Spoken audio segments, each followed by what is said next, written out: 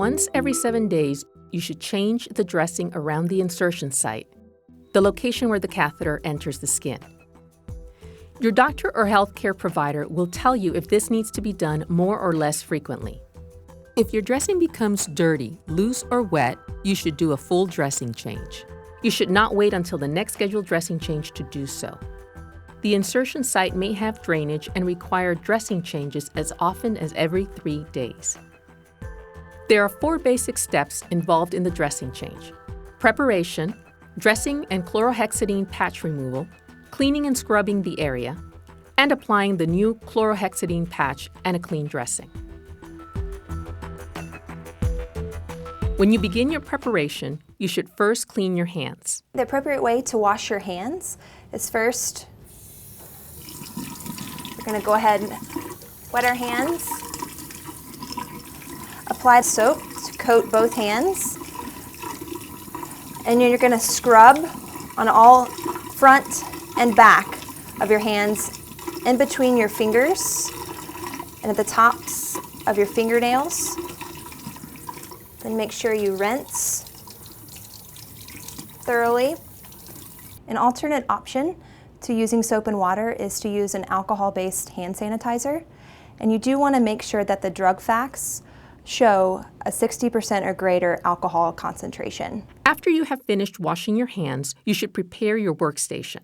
You can use a clean, hard work surface, or you can lay a clean towel down either on the bed or the hard work surface.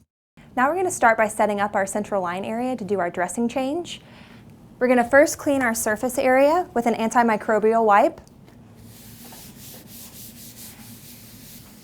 Discard the wipe and allow your area to dry completely. A second option that you can use to clean your area is using a clean paper towel and an alcohol-based hand sanitizer. Now that your surface area has dried, we're going to actually lay out our supplies that we'll need to do our dressing change. These items include a chlorhexidine sponge, a chlorhexidine patch, and a clean dressing. Also, you might find that you need some alcohol wipes available if there's any dried blood or dried drainage on the area, to first clean with the alcohol wipes and then clean with the chlorhexidine sponge. Once your workstation is clean and ready, clean your hands again. At this point, you may choose to put on a pair of gloves and a mask, but it's not required unless instructed by your healthcare team. Now you are ready to remove the old dressing. Slowly peel the dressing away from the skin, starting at the bottom.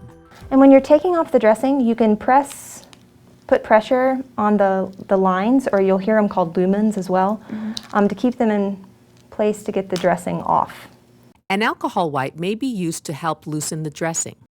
If you pull the dressing off with too much force, you could accidentally move or damage the catheter or any stitches if you have them.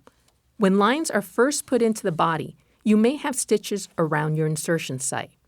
Try not to press or move this area too much. If your stitches become loose or fall out, contact your healthcare team. When your old dressing has been removed, throw it in the trash.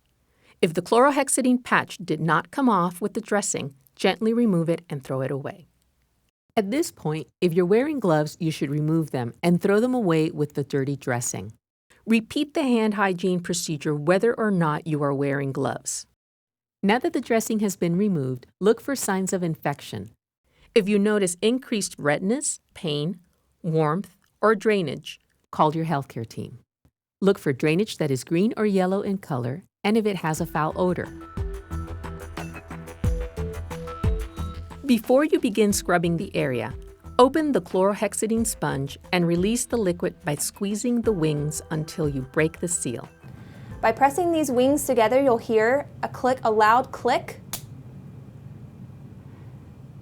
You'll turn the sponge over and see that the chlorhexidine solution is flowing down. The sponge handle contains chlorhexidine, which is a solution used to clean your skin.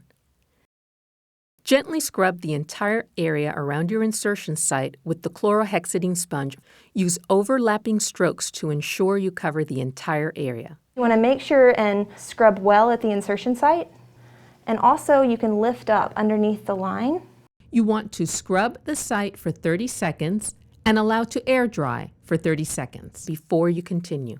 Do not blow on or fan the area, as this may contaminate your insertion site. Now you are ready to apply the new chlorhexidine patch.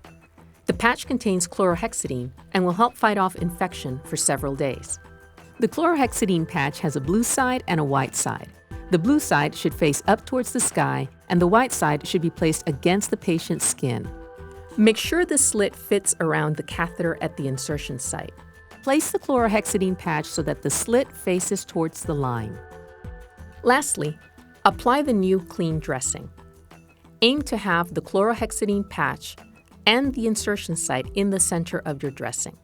So you'll just press it firm on the skin. You don't have to press hard. And you'll then press all around it, making sure all of the air bubbles are out, that type of thing. So I'm just sealing it all around, and then the white part will actually peel off. So you're going to peel like so. Once you have finished, you can remove your gloves and place all of your used materials into the trash. Look at the site daily for any drainage or a dressing that is loose or dirty. If your dressing is loose or dirty, you should do a complete dressing change at that time. Some common questions that patients have include: what if I have redness, drainage, pain, or irritated skin at my central line site? If your skin becomes irritated, your nurse can recommend a skin protectant to use when changing the dressing. If you notice increased pain, warmth, or drainage, call your healthcare team. What if I drop my dressing or other supplies? If you drop your dressing or other supplies, throw away the item you dropped and use a new item. What if my dressing becomes loose or dirty before the date it is due to be changed? If your dressing becomes loose or dirty, it should be changed, even if it is before the due date. What if I notice my stitches are loose? If you notice your stitches are loose, call your healthcare team. For any other questions or problems, contact your healthcare team.